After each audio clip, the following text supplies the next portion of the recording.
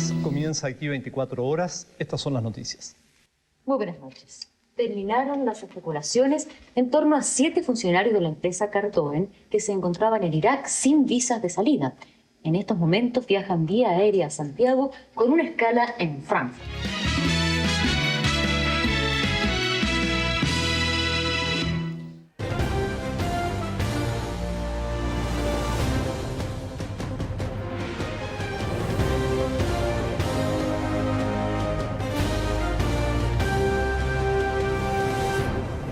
¿Cómo están? Buenas noches. Esta música, por supuesto, tan especial. Es un día especial, la verdad, para nosotros y también esperamos que lo sea para ustedes.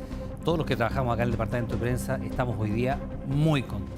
Contentos y emocionados porque hace exactamente 35 años, a esta misma hora, debutaba 24 Horas Central. Informativo que nació junto con la recuperación de la democracia y que ha caminado junto a ella, acompañando e informando al país de una manera inédita, garantizando el pluralismo, el equilibrio y una cobertura en todo nuestro territorio. Claro que sí, también lo ha hecho con valentía para que todos los ciudadanos tengan la información que deben y merecen conocer. Sentimos orgullo de estos 35 años de labor inagotable porque estamos 24 horas al servicio de Chile. A las noticias. En durísimos términos, José Antonio Kast apuntó al presidente Boric. Claro que sí, el candidato republicano habló de cobardía, habló de mentiras, cuestionando al mandatario y la cadena nacional de este martes, en donde Gabriel Boric criticó su polémica propuesta de recorte fiscal. Dejen un micrófono cerca de un político. Un peligro enorme. La frase fue solo un distendido paréntesis que nada ocultó la molestia de José Antonio Kast en contra del presidente de la República. Indignación que sin pregunta previa evidenció el candidato republicano. La cuenta del presidente sobre lo que es el presupuesto fue un acto republicano. Les quiero decir que no, fue un acto de cobardía, fue un acto de corrupción y fue un acto de mentiras. Y se cuida de no mencionarme, de no decir mi nombre, José Antonio Kast Riz, presidente. Ese soy yo. No se guardó nada a la hora de responder a lo que 12 horas antes desató su molestia. La cadena nacional del mandatario, instancia en donde Gabriel Boric fue bastante más allá de la tradicional entrega de detalles del presupuesto 2026. Es irresponsable, además de indeseable, la propuesta de recortar 6.000 millones de dólares de gasto que algunos han levantado sin decir de dónde pretenden hacerlo. ¿Acaso van a echar abajo beneficios sociales? Es imposible recortar 6.000 millones de dólares sin afectar derechos sociales como la PGU. Sin mencionar a Kast, Boric inició el enfrentamiento, aludiendo directamente a la idea del republicano que propone en 18 meses un recorte fiscal de 6.000 millones de dólares si es que llega a la moneda. Ninguno de los candidatos presidenciales tenemos la posibilidad de tener una cadena nacional para poder decir lo que él dijo. Le pediría al presidente que se tome unos días y que deje de cobrar su sueldo y que salga a hacer campaña, que vaya a un debate. Y yo no tengo ningún problema en debatir con el presidente, como jefe de campaña de Janet Jara. Yo no formo parte del gobierno, hace tiempo ya salí y creo que no me corresponde estar comentando lo que haga o no haga. La candidata oficialista evitó entrar en el debate que en durísimos términos se enfrentó a Kast con el gobierno. Y en el marco de la ley de presupuesto que conduce el propio Ejecutivo, es totalmente pertinente lo que ha dicho el presidente, que se explique aquello, ¿no? Porque al final, efectivamente, siempre pueden haber promesas sin plan, ¿no? Pero las promesas sin plan son vacías. La alusión del mandatario a José Antonio Kast se convirtió en el tema político del día y no hubo candidato que no abordara, criticara o se le preguntara por el comentado emplazamiento. Es que no corresponde que el presidente de la República use una cadena nacional para criticar a una candidatura o la propuesta de una candidatura. Yo creo que todo esto es un poco una chimuchina. Yo quiero simplemente decirle que estamos frente a una democracia transformada en un circo. Parlamentarios de Chile Vamos incluso decidieron presentar acciones ante la Contraloría por la cadena nacional de Gabriel Boric y ese no el único flanco de críticas en el presupuesto 2026. Todos los candidatos pidieron reponer en el Congreso la llamada glosa republicana que tradicionalmente deja recursos de libre disposición al próximo presidente. Me gustaría que estuviera esa glosa de libre disposición y estoy pensando precisamente en que si esa glosa está disponible y se logra reponer en el Parlamento, gasto la voy a utilizar prioritariamente en la reconstrucción de las viviendas del incendio de Viña del Mar. Y la reconstrucción de Viña a mí me parece impresentable. Entonces, en términos de evaluación de la gestión, no, por la demora, evidentemente. Un dardo directo al ministro de Vivienda, Carlos Montes. No lo he oído. Dice que es inaceptable. Sí, pero no lo he oído por ahora. La candidata oficialista sí llevó más allá las críticas al presupuesto que esta jornada presentó el ministro de Hacienda en el Congreso, donde se dio cuenta del crecimiento del gasto en un 1,7%. Hay una serie de preguntas por responder. Primero, no es claro respecto de qué base se calcula el incremento de gasto. Tampoco es claro qué pasa con la deuda de arrastre que se ha discutido en los últimos días, como vivienda y salud. Se ha levantado una situación hipotética respecto a un manejo de finanzas públicas que no estaría siendo transparente una cierta deuda, pero de nada al respecto hay antecedentes claros. Este miércoles se inició oficialmente la discusión del presupuesto 2026 con críticas transversales y ya es un hecho que el tradicional tenso debate en el Congreso se sumará a la discusión presidencial a poco más de 6 semanas de la elección.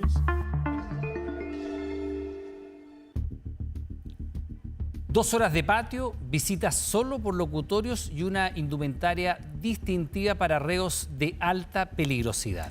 Así será la nueva rutina de los 5 extraditados desde Miami a un recinto de máximo estándar. Pero ¿cómo fue la odisea para llegar a Chile y quiénes son realmente? Veamos.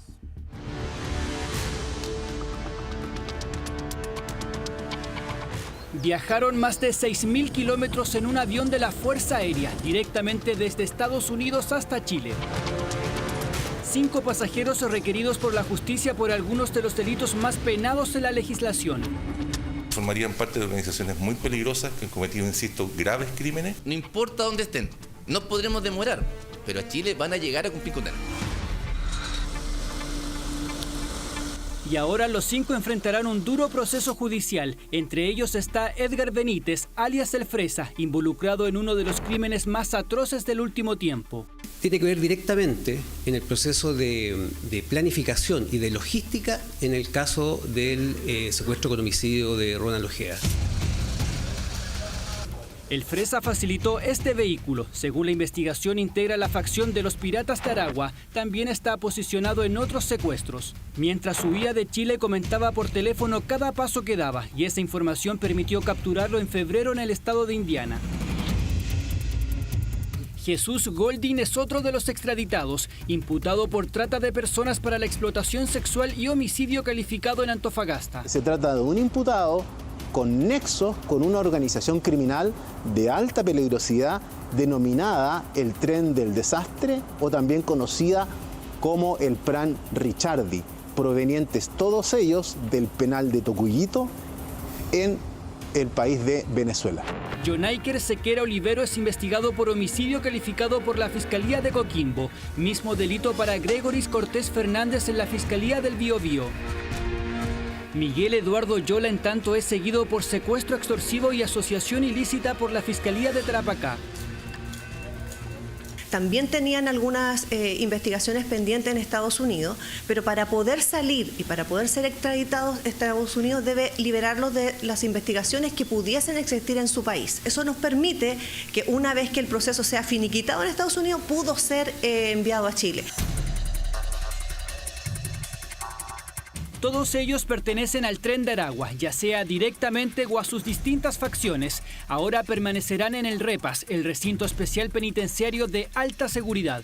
Quedando todos en celdas individuales con su respectiva vestimenta fiscal y en la sección de máxima seguridad de este recinto. Esto implica salidas a patio controladas, con cámaras en cada una de las celdas.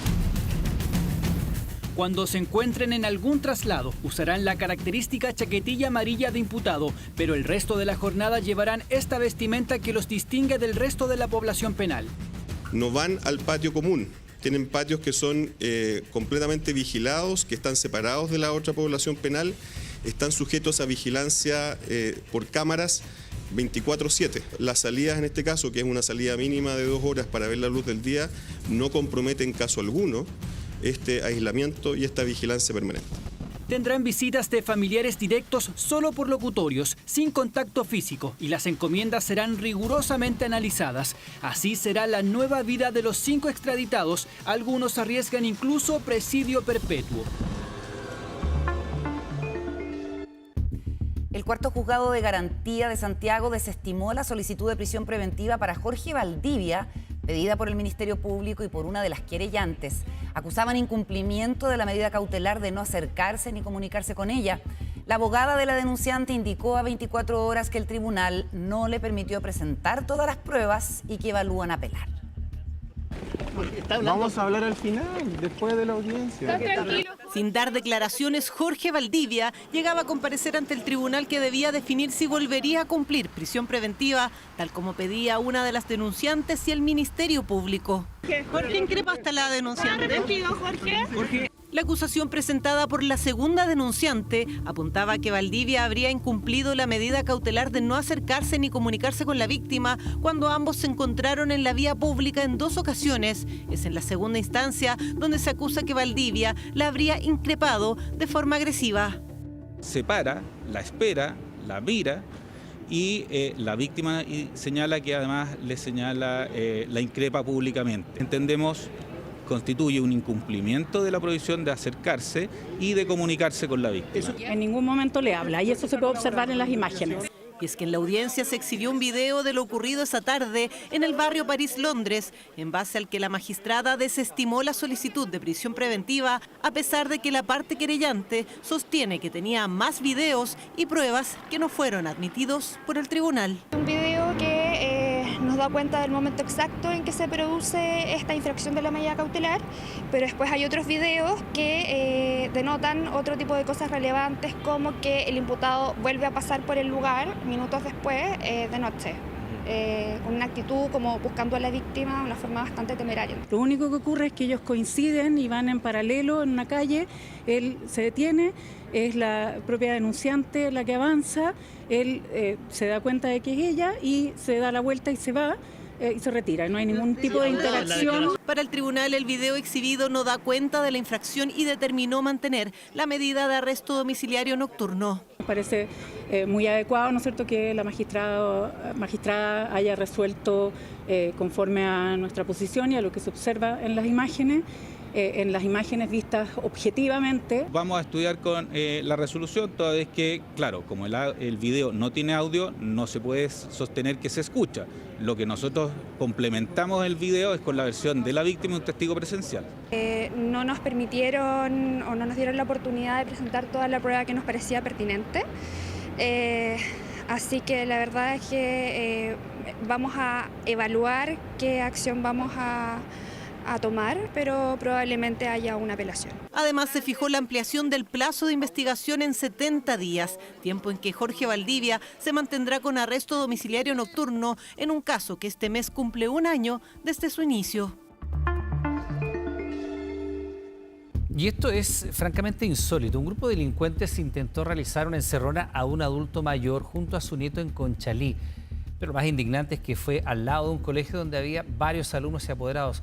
24 horas habló con la víctima de este delito, que resultó con una grave herida en su cabeza. Un motociclista atropellado, un auto chocado y una mujer con lesiones. Accidente causado por delincuentes que comenzó segundos antes. Eran casi las 8 de la mañana. Héctor y su nieto de 7 años eran uno de los varios que iban camino al colegio en Conchalí. Me estacioné y vienen todos estos tipos corriendo, pero desaforados, hacia mí. Un grupo de al menos 5 delincuentes los había elegido como blanco de su delito. Con patas y garabatos pidiéndome las llaves. Se vinieron más encima, yo empujé hacia el lado de ellos porque ya me querían pegar en el suelo. Héctor decidió lanzar las llaves del auto para ganar tiempo. Y ahí sentí el golpe fuerte. Me pensé que me dejaran bajar a mi nieto. Pero mi nieto, él es grandecito, inteligente, bajó por el otro lado. Pero yo en ese momento corrí al lado mío y me vio cuando me pegaban con el ferrazo y me dio ensangrentado. No pudieron robar el vehículo y decidieron arrancar mientras otro auto comenzó a perseguirlos. Caminé hacia allá ya porque empecé a pedir como ayuda un poco. Y yo me senté a la solera porque ya me estaba mareando. Lo tomamos al tiro, un apoderado se lo llevó inmediatamente al hospital y el niño entró al colegio. Lo más grave, los delincuentes actuaron a solo pasos de un colegio en plena hora punta. Eso es complicado porque es la parte emocional de los alumnos. Tenemos que contenerlos porque se producen llantos, gritos, miedo, que es lo principal. Perturbaron el ambiente escolar en The Little School, que en los más de 60 años que llevan la comuna nunca les había pasado algo así. No les importó nada ni el horario, ni que hubiese una gran cantidad de niños, furgones escolares y todo. No hay un temor ni un respeto por nada. Incluso se ve como segundos antes casi atropellan a 2 alumnas junto a su apoderado. Va a estar la inquietud de ir a dejarlo en las mañanas de nuevo, o sea, uno va a tener que andar con 4 ojos. La inseguridad es horrible. Estamos seguros que además al niño después les repercute posteriormente. Con miedo, ¿cierto? Reviven situaciones, el horario después de entrar se les va a hacer complejo. Hay hartas cosas que van encadenadas después de esto. Apenas alcanzaron a escapar unos segundos cuando provocaron este accidente. Fue bastante fuerte y la impresión de ella porque estaba sangrando con la cara llena de sangre. Se rompió la cabeza, la nariz. Otras 3 personas se vieron involucradas, mientras ellos, al parecer, salieron sin lesiones y sin ser capturados. Pero estos gallos andan a toda hora ahora y le da lo mismo, pues ellos chocan, atropellan y se fueron. Si esto arrancan al revés, donde están los niños entrando al colegio, ¿qué hubiera significado? Lo que sí robaron fue un celular que fue rastreado por la familia. Dicen que lo ubicaron en el sector de San Antonio, posiblemente para venderlo. Han estado dando vueltas ahí en esa área que está lleno de servicios técnicos para intentar hacer algo. El daño es grande, psicológico, moral. Gracias a Dios no hay muertos, no hay nada de eso, pero chuta, yo creo que estuve a puerta, así de simple. Un delito que sí pudo haber terminado de manera trágica. Ahora está pendiente que encuentren a los delincuentes que no les importó hora ni lugar y que, según Héctor y testigos, serían menores de edad. Y el siguiente es un aliado clave para enfrentar la temporada de alergias sin que el bolsillo sufra. El convenio entre la Ley Senabast y más de 1.200 farmacias que permite acceder a medicamentos con descuentos que superan el 70%.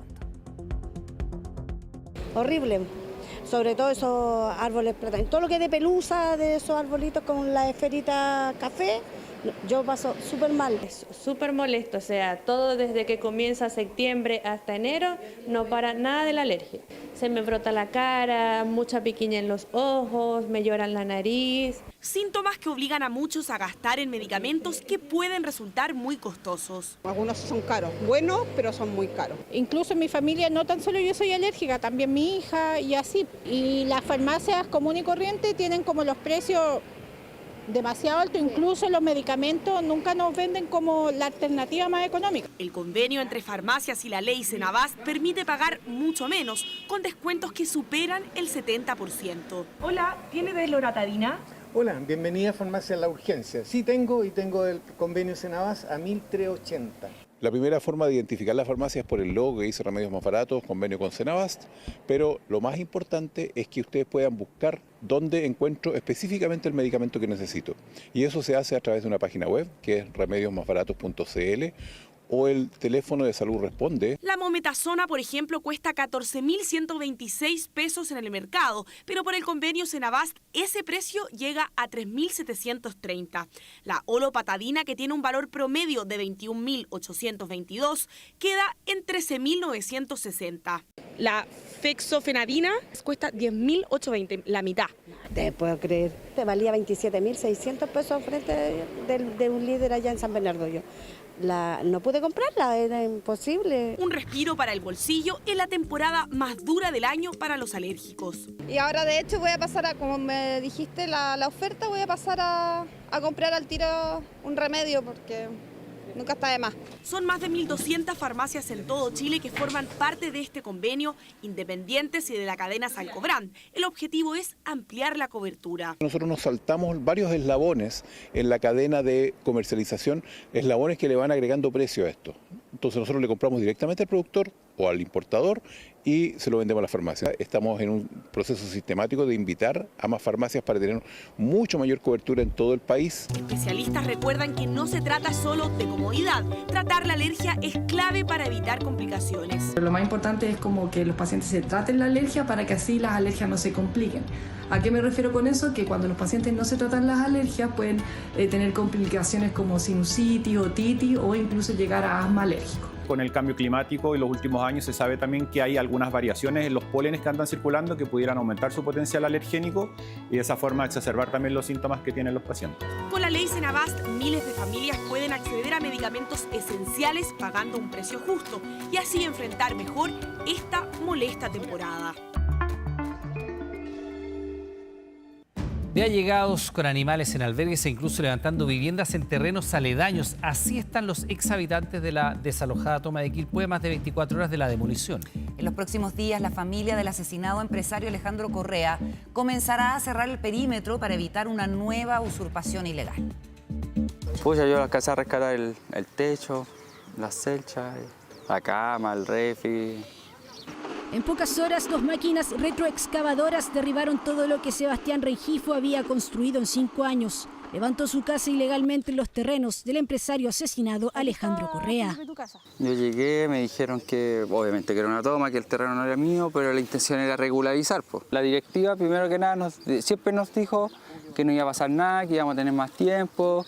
Es uno de los cientos de exocupantes de la Toma Calicheros y uno de los pocos que fue parte del catastro. Comenzó a desarmar su vivienda tras sentir que la demolición era inevitable. No fui tan crédulo y yo empecé a desarmar por dentro de un principio. Ahora estoy allegado de la casa de mis padres. Ya. Y porque actualmente estoy sin trabajo incluso. Apenas encontrando trabajo yo creo que ya me voy a arrendar. Más de un centenar de casas fueron destruidas y el despliegue policial se mantiene para impedir el ingreso a los terrenos de la ahora extoma. Está prohibido el acceso a la prensa, les dije no entrada, por favor. Allá, hacia afuera, por favor. Ya. Van a andar transitando camiones. Para la mayoría se trató de un obligado éxodo y por eso vuelven a recuperar lo poco y nada que quedó de sus casas. Hablé con el dueño acá, recuperar lo que más se pueda. Si usted va para arriba, hay gente que está a orilla y calle al lado de la planta de transferencia. Están ahí, no tienen dónde llegar, nada. Incluso algunos optaron por trasladarse a zonas aledañas. David asegura que un tercero les autorizó instalarse en un terreno ubicado a menos de 1 kilómetro de la demolida ocupación ilegal. Andaban algunos cuantos pidiendo plata por los terrenos aquí y eso no puede ser. ¿Usted le pidieron plata? Claro, pues. ¿Cuánto le pidieron por esto? Estaban pidiendo 150.000 pesos mensuales por terreno, allá. Y nosotros no pagábamos aquí. Una vecina hizo todas las movidas y hizo limpiar el terreno, aquí pasó una máquina, todo. Se portaba muy bien aquí este caso. A menos de 24 horas del desalojo y demolición, solo 40 personas han sido catastradas, mientras que al albergue han ingresado solo 2 ocupantes, incluso con animales. Les metieron el miedo de que una vez que llegaran a catastrarse iban a ser castigadores. Yo sigo diciendo, nosotros somos un ente colaborador humanitariamente para que ellos vayan regularizando teniendo alternativas. Algunas personas tenían esto como segunda vivienda, la toma. Hay otras personas que tienen redes. Estamos monitoreando lo que pudiese pasar en otros lados, alguna posible toma en algún otro espacio. Mientras se retiran los últimos escombros, la familia Correa instalará un cierre perimetral para evitar una nueva usurpación y ya piensan en vender el predio. Existía la intención de traspasarlo a una entidad pública, no tenemos la posibilidad de seguir esperando, de manera que el primer interesado que se adecue a lo proyectado por la familia, entonces se realizará el traspaso. Labores de despeje y remoción para un terreno manchado con sangre, que tras una larga lucha volvió a manos de sus dueños, quienes con la construcción de una zanja buscarán que no vuelva a ser ocupado. Y esta jornada, en conversación con Canal 24 Horas, a propósito de la nota, Valentina Correa, hija del asesinado empresario, se refirió a este proceso de desalojo y demolición de la toma de Quilpué, acusó duramente a las autoridades de no tomar medidas desde un inicio.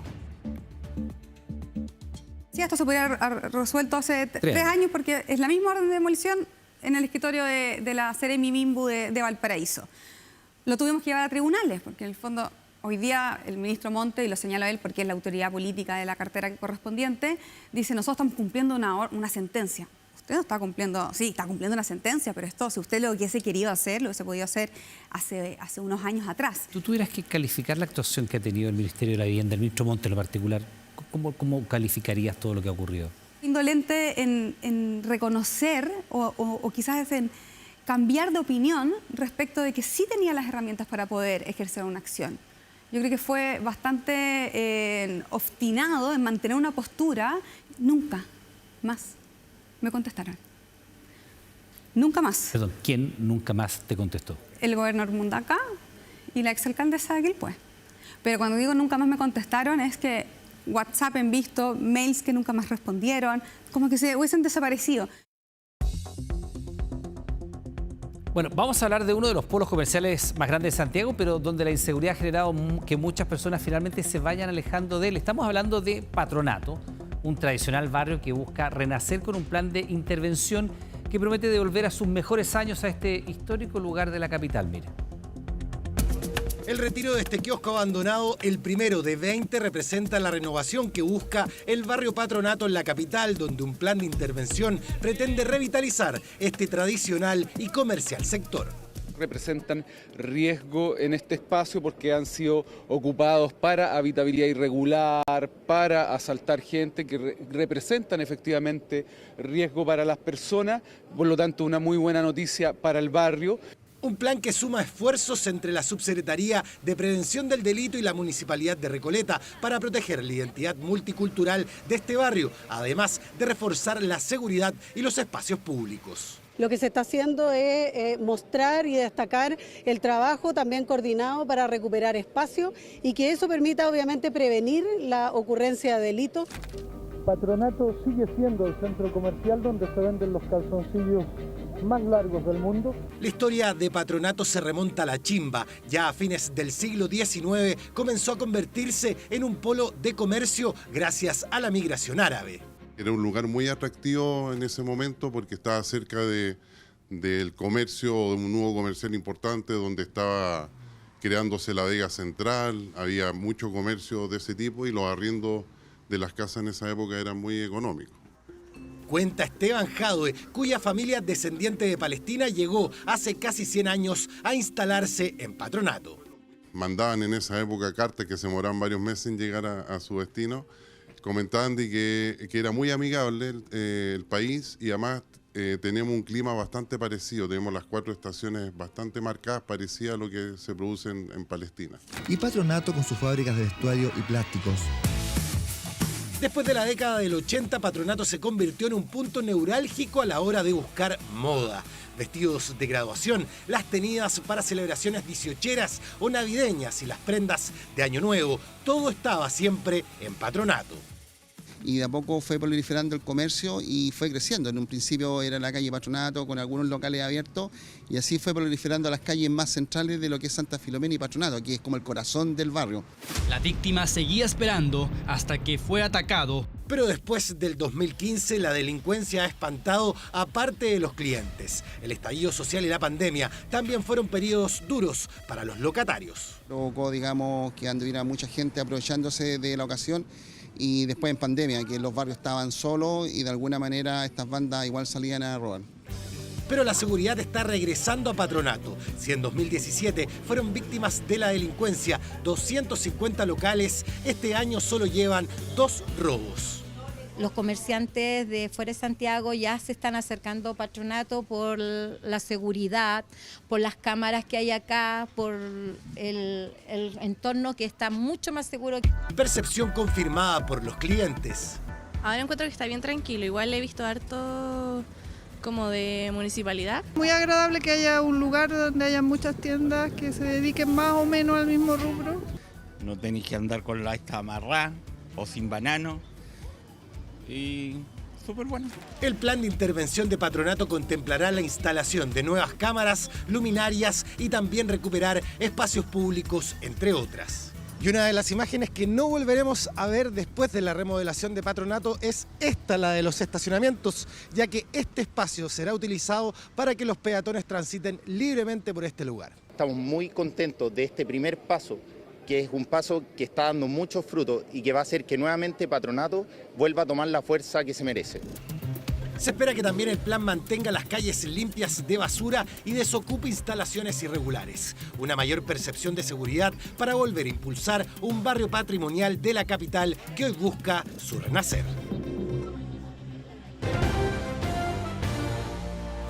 Lo decíamos al inicio de esta edición de 24 Horas Central, el 1 de octubre de 1990 salió al aire por primera vez el noticiero 24 Horas. Cientos de historias, miles de minutos de transmisión, decenas de periodistas y conductores han pasado por aquí. Claro, son 35 años de televisión pública al servicio de Chile, un compromiso que mantenemos vigente todos los días. La historia de nuestro noticiero en el trabajo que han realizado Rodrigo Pizarro, Sebastián González y Juan Carlos Alarcón. Miren, no se lo pierdan. Aquí en la calle Alonso del Silla hay disparos, Bernardo. Quedaría a conocer finalmente la suerte del general Pinochet. Se ha estrellado un avión contra una de las torres del World Trade Center. ¡Somos campeones olímpicos! ¿De qué manera es esto algo de primera necesidad? Esto es robo. Esa es la primera nota que emitió el noticiero 24 Horas. Patricia Espejo, 24 Horas. ¡Ay, qué atroz, la chasquilla!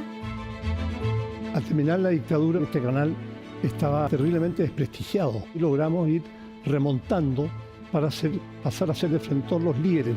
Credibilidad, pluralismo y modernidad. ¿Qué medios hoy día en Chile son instituciones? Definitivamente TVN es uno. En la época de Patricia Pulitzer. Estamos aquí en las afueras del Ministerio del Interior británico. Ni yo me lo creía, que algún día podían detener a Pinochet. Estamos viendo en vivo y en directo lo que es el vandalismo, el pillaje ante la necesidad. Fue algo muy jugado y algo que yo honro y que fue un privilegio. Estoy muy agradecido, pero había que tener mucha valentía por el acento. No tengo ninguna duda de que Chile necesita un canal público como TVN.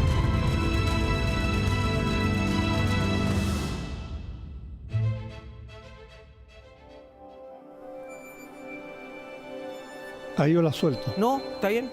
Jorge Navarrete me llamó para que me hiciera cargo de la dirección de prensa y la conducción del noticiario nuevo que se iba a crear. Esta es la nueva presentación del informativo de Televisión Nacional, que comienza el próximo lunes 1 de octubre.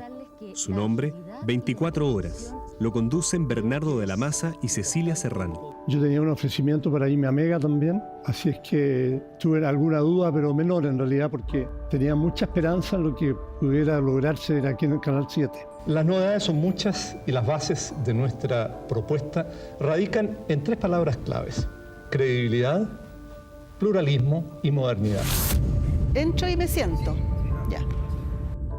Y volví con la democracia, con Elwin, el mismo día. Hubo un cambio de mando acá también. Asumió Bernardo de la Maza y asumimos los nuevos periodistas. Al aire, sí. Sale quien había cubierto Pinochet por siglos y entro yo. Un hecho realmente trascendente. Juan Guillermo, lo dejó usted en la despedida. Adelante, Santiago.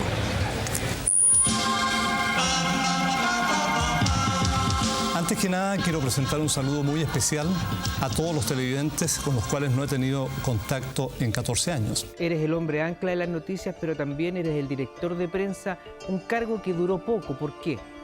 Duró poco porque después de un año yo me enfermé gravemente, de manera que estuve muy grave, estuve al borde de la muerte, que a duras penas iba a poder mantener la conducción del 24 Horas si es que me recuperaba. Afortunadamente me recuperé y con Jorge Navarrete decidimos proponerle la dirección de prensa a Patricia Pulitzer. ¿Puede entrar y sentarse de nuevo? Que oye, para ocupar todo lo que me dices, me arreglé.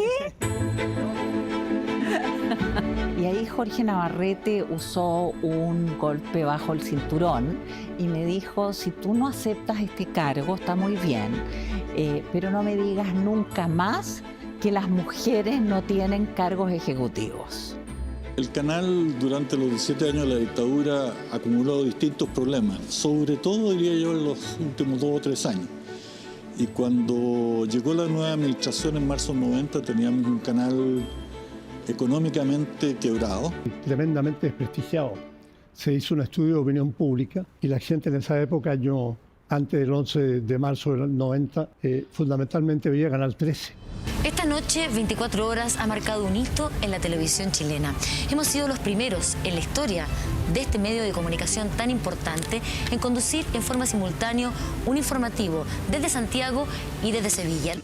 El iceberg que le decían los españoles, de manera que ya se congeló de frío y se agarró una gripe importante. Efectivamente lo hacíamos en directo, cuestión que hoy puede ser normal, pero en esa época era bastante novedoso. La señal de televisión viajó miles de kilómetros. En primer lugar, desde el pabellón chileno, vía microondas, hasta el stand Retevisión en la misma Expo, el que le envió por fibra óptica a Madrid y a la estación terrena española Buitrago.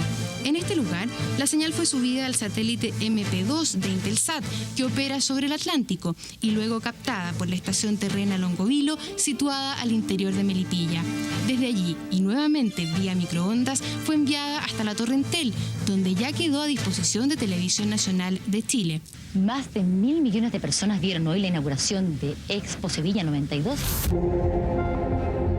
Yo tenía la condición de vicepresidente de la República. El comandante en jefe del ejército, el general Pinochet, se encontraba muy molesto. ¿Es verdad que Pinochet amenazó con sacar tanques a la calle? Sí. Somos un organismo vivo.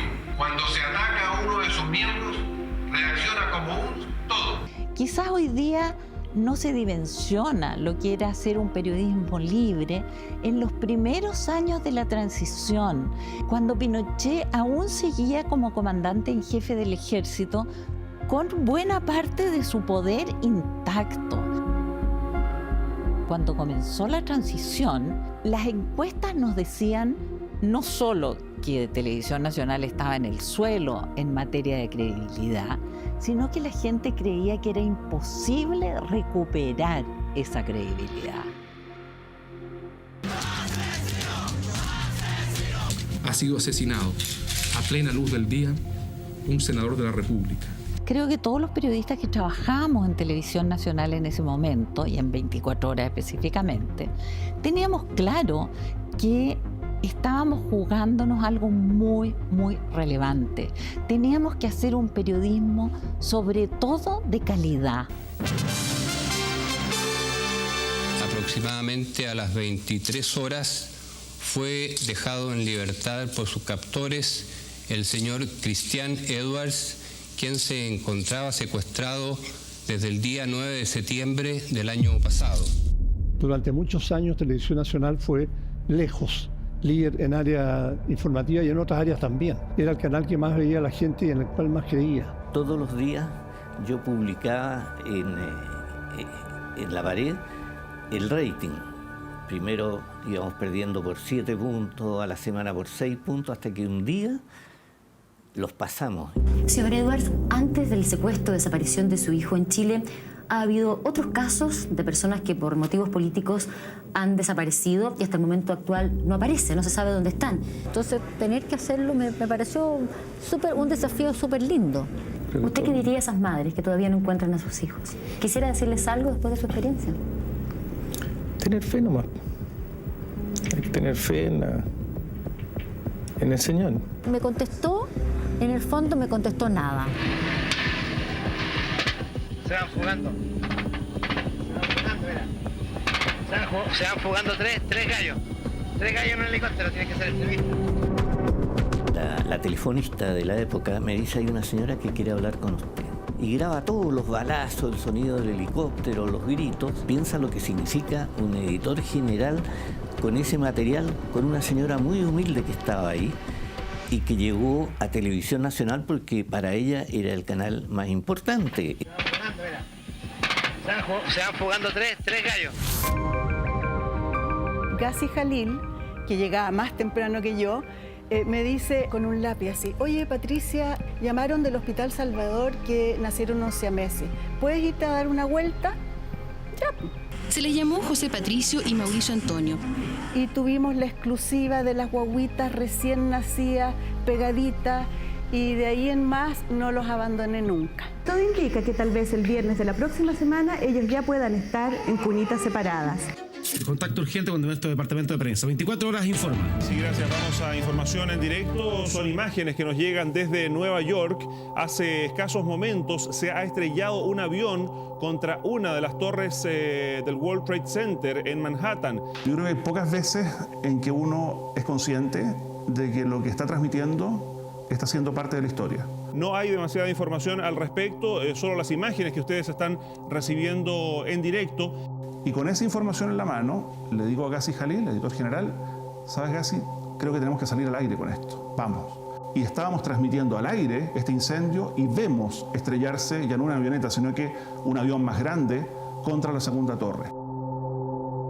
Mauricio, es tan reciente lo que está ocurriendo que aún... Pero mira. Sí, hay una explosión. Sí, hay un segundo avión que ha impactado hace solo segundos. Un avión, no podríamos hablar de avioneta, es un avión de un tamaño mediano, el que se ha estrellado hace solo instantes cuando ya estaba en llamas una de las torres del World Trade Center, Valeria. Entonces, realmente acá podemos sospechar si hubo algo... Es obviamente un atentado esto, ¿eh? Exactamente. Y tal vez con mucha irresponsabilidad, a mí me nace decir, ¿sabes qué? Esto ya no es un accidente. Y los hechos fueron creciendo, fuimos sabiendo más de lo que estaba ocurriendo y no paramos más. FBI agents, and you can see the two towers, a huge explosion now raining debris on all of us. We better get out of the way.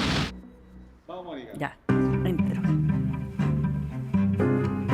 Mónica, ¿cómo comienza tu historia con TVN? En la época de Patricia Pulitzer. Partí siendo corresponsal. Como ven, Vicente Aguirre está siendo requerido por todos los medios de comunicación que están aquí junto conmigo transmitiendo esta información. Ni yo me lo creía que algún día podían detener a Pinochet. Todo indica que este será un largo conflicto que podría llegar incluso a durar meses. Yo sabía que había una investigación seria y compleja en la Audiencia Nacional. Después de casi un año de arresto aquí en Londres, el general Pinochet por fin sabrá su suerte legal. Bueno, y yo creo que lo más importante de mi cobertura es el famoso jadeo que le llaman.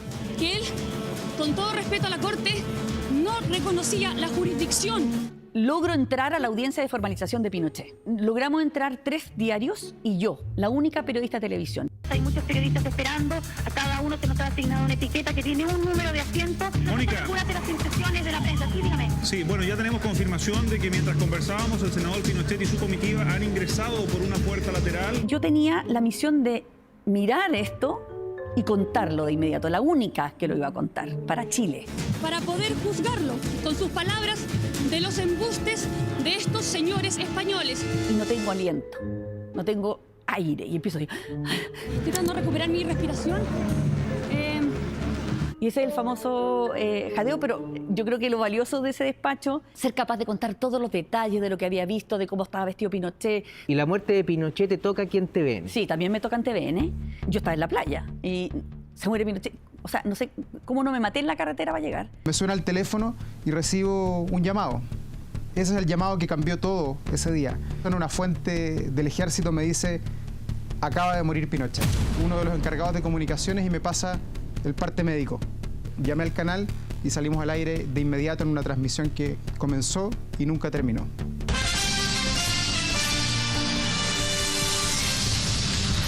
El hospital militar ha entregado un comunicado que indica que a las 14:15 horas ha dejado de existir el expresidente de la República y ex comandante en jefe del ejército, el general Augusto Pinochet Ugarte. Y nos mandan a mí, Iván Núñez, al hospital militar. Nos sacaron la mugre, nos tiraban piedras.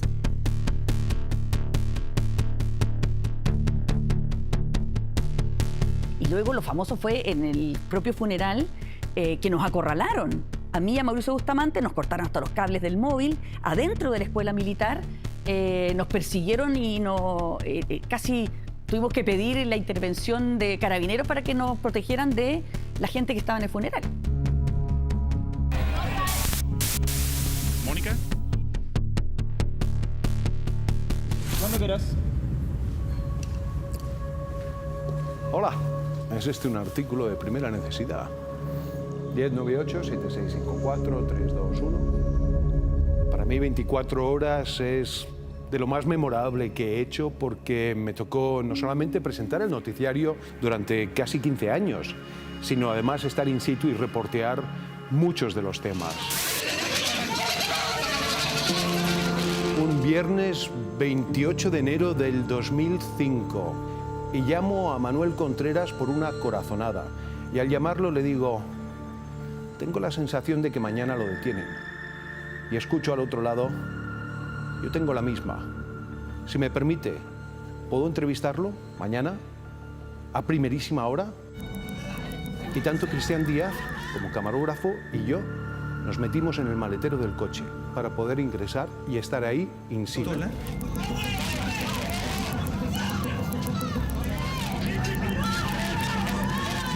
Yo me atrevería a decir que en cierto aspecto es visualmente el cierre de la dictadura.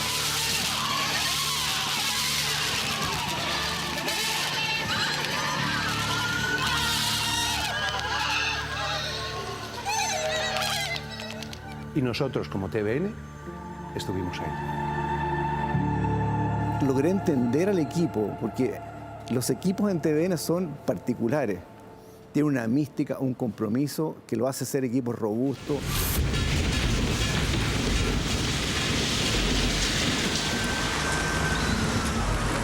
Yo creo que las grandes catástrofes son las que ponen a prueba los equipos de prensa.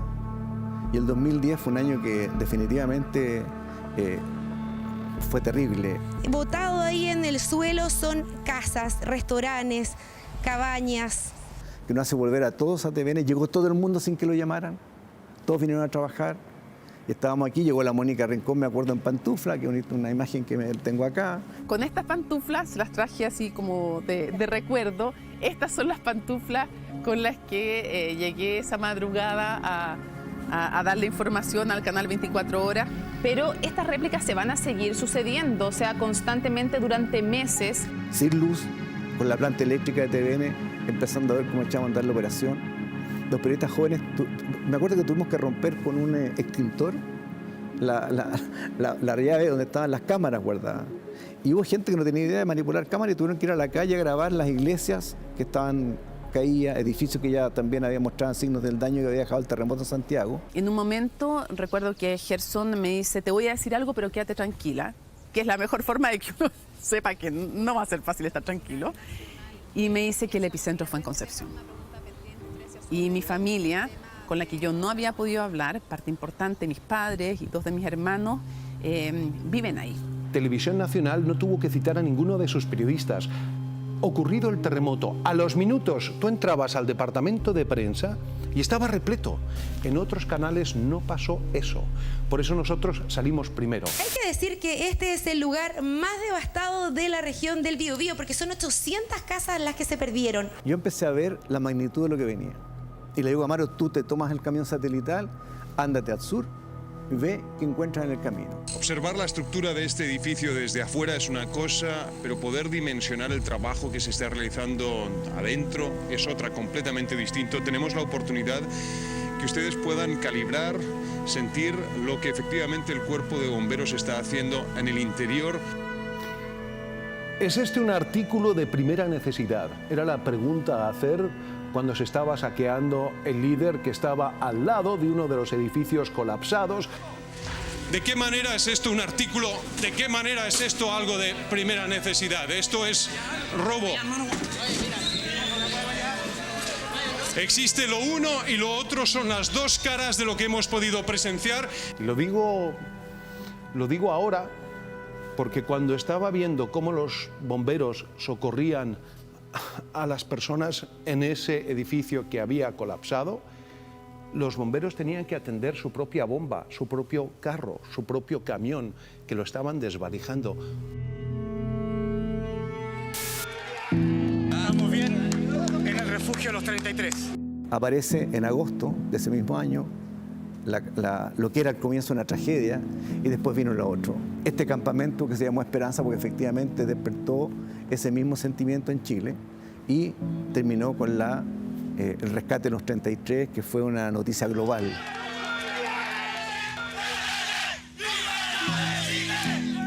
Hay un ADN que está instalado en los periodistas de este canal que es fundamental, que tiene que preservarse. 17:48 horas de esta tarde, el avión Casa 212 de la Fuerza Aérea de Chile que viajaba a Juan Fernández perdió contacto. Queremos aprovechar estas pantallas para agradecer las muestras de apoyo, pero también decirles que nos vamos a mantener en pie. No sé, muy fuerte, a ver. Tremendo. Me acuerdo ahora y me dan ganas de llorar. Todavía. Sí. Fue tremendo. Nosotros trabajábamos en el Y al final creo que hicimos un trabajo extraordinario, todo el equipo de prensa, por amor. Es como si de lo mejor de Chile en ese avión hubiese... Estoy consciente de que nos ven familiares y amigos de las víctimas. A ellos, un solo consuelo. Los 21 pasajeros del Casa murieron instantáneamente apenas impactaron el mar. En la zona de Camiña, la más dañada por los aluviones. Así es, según el sitio del Ministerio del Interior. Que me invitaran a ser la conductora del Central, del 24 Horas Central, además tomando la posta de Bernardo de la Maza y de la Cecilia Serrano, fue obviamente un sueño hecho realidad desde el punto de vista profesional, pero fue un honor, fue un privilegio y fue una tremenda responsabilidad desde el punto de vista periodístico. 24 Horas cambió la forma de hacer los noticiarios. El sueño se logró, pero ahora hay que cuidarlo. Este canal es el único que no tiene propietarios, o dicho de otra manera, nos pertenece a todos los chilenos. Y es muy importante que permanezca así. Tengo los mejores recuerdos de este canal, los mejores. Tiene que haber un canal público que tenga, como tiene TVN, una misión. La televisión pública es tan importante que no quiero que ocurra en Chile lo que muy a menudo nos pasa, que una vez que no la tenemos, empezamos a apreciarla. Televisión Nacional es una gran escuela, Canal 24 Horas también, son grandes semilleros y yo espero, por supuesto, que lo sigan siendo. Muy importante en mi desarrollo profesional porque aquí hice las mejores coberturas. No sé, fueron demasiadas experiencias de gran calidad televisiva. No tengo ninguna duda de que Chile necesita un canal público como TVN con todas las reformas que hay que hacerle para adaptarlo a los nuevos tiempos. 24 Horas representa lo que es Televisión Nacional. Ahí está el trabajo de todo el día de un equipo de periodistas, camarógrafos, productores. ¿A quién se le ocurrió el nombre 24 Horas? ¿Te recuerdas? A mí se me ocurrió, sí. Fue un golazo. Sí, pues. Amo Televisión Nacional, amo la televisión pública. Creo que todos los chilenos merecemos tener un canal que no sea de nadie, no sea de un empresario, ni de una universidad, sino de todos. Son las 2:30 de la tarde de este día domingo y las patrullas han encontrado a 4 nuevos cadáveres. Justo en el aniversario 97 de la institución, un cruento atentado que dejó a 3 carabineros asesinados. Hace poco más de 2 meses, nuestro camarógrafo Esteban Sánchez, junto a Iván Núñez, fueron víctimas de un ataque en la provincia de Arauco cuando viajaron para realizar una entrevista al líder de la CAM, Héctor Yaitul. Miles de horas al aire, cientos de periodistas, decenas de conductores de televisión.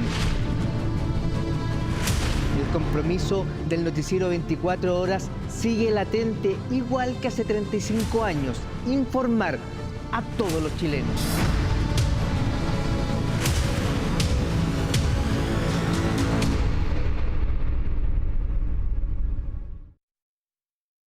Atención con lo siguiente, porque este miércoles se dio inicio al proceso de postulación a la gratuidad y otros beneficios estudiantiles para la educación superior 2026 a través del Formulario Único de Acreditación Socioeconómica, FUAS, por sus siglas.